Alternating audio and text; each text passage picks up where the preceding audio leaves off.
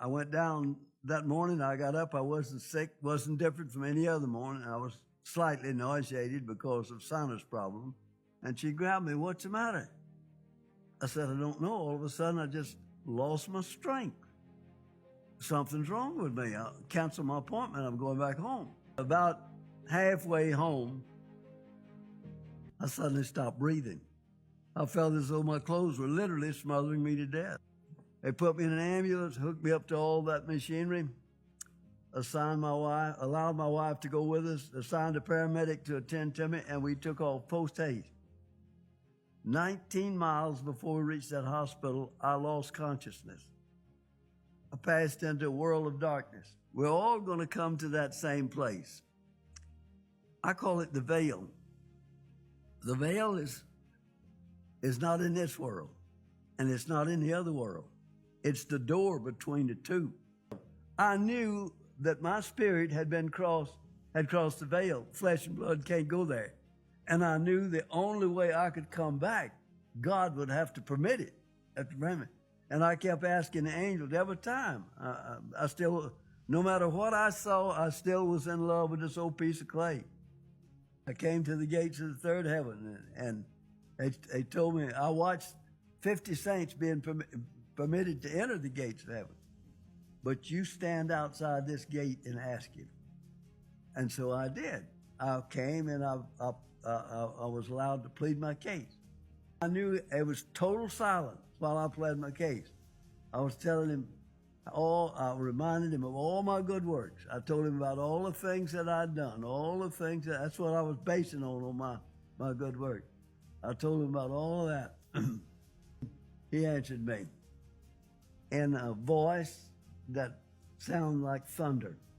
He started, I'm going to try to quote verbatim exactly what he says. "Your faith is dead."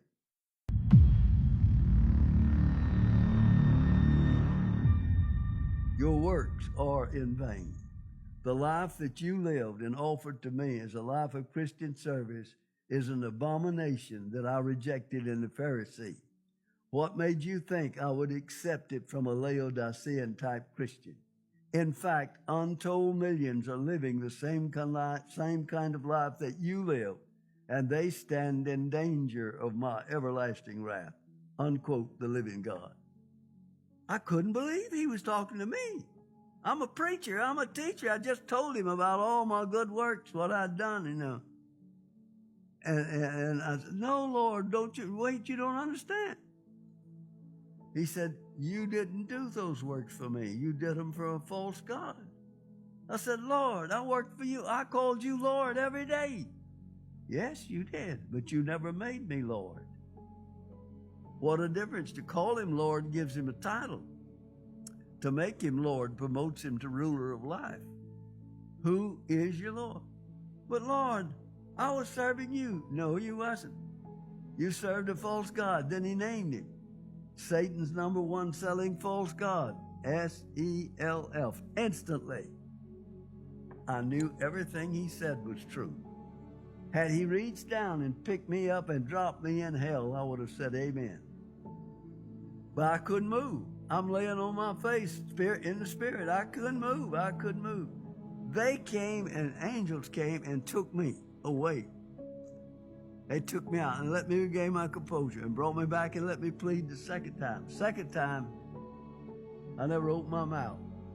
Then he began to talk to me in a compassionate tone. As he said to me, suddenly I realized, this is my Father, and I heard him. He was hurting for me. The God that created all of this was hurting for me. The smallest, insignificant piece of flesh that he had, he was hurting for me. Nothing mattered now. I didn't ask him for my life. I didn't ask him for anything else. But when this life meant nothing, he gave it back.